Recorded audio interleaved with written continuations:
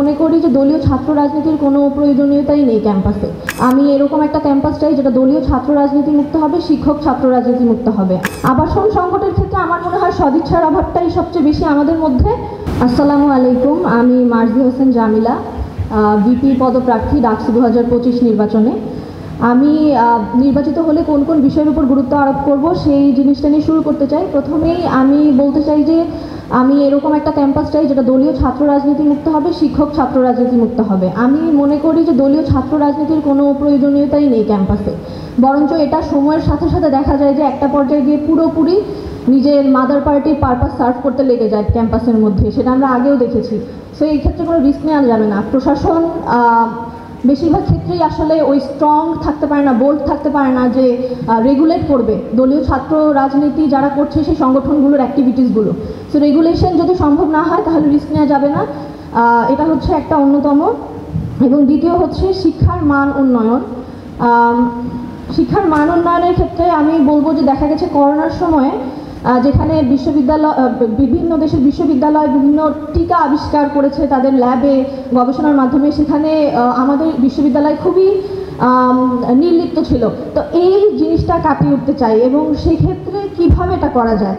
ওয়ালটন এখন দেশের সীমানা পেরিয়ে পৌঁছে গিয়েছে 50টিরও বেশি দেশে। ওয়ালটন, ঘরে ঘরে বিশ্বজুড়ে।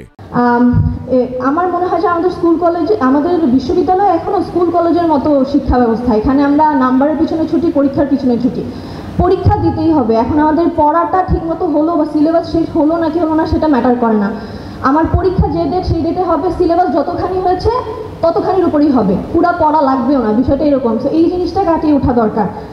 এবং আমরা এক্ষেত্রে কোনো একটা ইউনিভার্সিটি বা একাধিক ইউনিভার্সিটিকে স্ট্যান্ডার্ড ধরে আগাতে পারি। এবং দ্বিতীয় যে বিষয়টা আবাসন সংকট, এগুলো আসলে অনেকটাই ওভারল্যাপিং, অনেকেরই এই জিনিসগুলো নিয়ে কনসার্ন। আবাসন সংকটের ক্ষেত্রে আমার মনে হয় সদিচ্ছার অভাবটাই সবচেয়ে বেশি আমাদের মধ্যে। মানুষ কোনো কিছু নিয়ে গভীরভাবে চিন্তা করেছে এবং কোনো একটা জুৎসই সমাধান পায়নি, এটা আসলে হতেই পারে না। তো আমরা যদি জায়গা জমির ইস্যুটা বলি বা দূরত্বের কথা বলি, সব কিছুই কাটিয়ে ওঠা সম্ভব, কিন্তু আমাদের মনে হয় যে একটু দরদ দিয়ে গভীরভাবে ভাবতে হবে, বসতে হবে এই জিনিসটা নিয়ে। এবং বহিরাগত নিয়ন্ত্রণ বা বুয়েটের মতো এনক্লোজ বাউন্ডারি যদি থাকতো আমাদের ইউনিভার্সিটিতে, কিন্তু এটা আসলে অনেক দীর্ঘমেয়াদী পরিকল্পনা। এবং এক্ষেত্রে দেখা গেছে যে আমরা বলে থাকি যে রোডগুলো সিটি কর্পোরেশনের বা অনেক মেজর ইন্টারসেকশন এখান দিয়ে দিয়েছে। আমাদের অনেক মেজর একটা হসপিটাল আছে, ঢাকা মেডিকেল কলেজ হাসপাতাল। সো এই জিনিসটা আসলে খুবই টাফ মনে হয়, কিন্তু সেক্ষেত্রে আরবান প্ল্যানার এবং অন্যান্য বিভিন্ন স্টেক হোল্ডারদের সাথে নিয়ে যদি আমরা একটা আলোচনার মাধ্যমে একটা পর্যায়ে পৌঁছাতে পারি যাতে আমরাও একটা এনক্লোজড বাউন্ডারি পাই, নিরাপদ, বহিরাগত মুক্ত, তাহলে আশা করি আমাদের সার্বিকভাবে খুবই উপকার হবে। এবং আমাকে কেন নির্বাচিত করবে, কারণ আমি মনে করি আমি প্রতিটি দায়িত্ব খুবই রিলিজিয়াসলি পালন করি।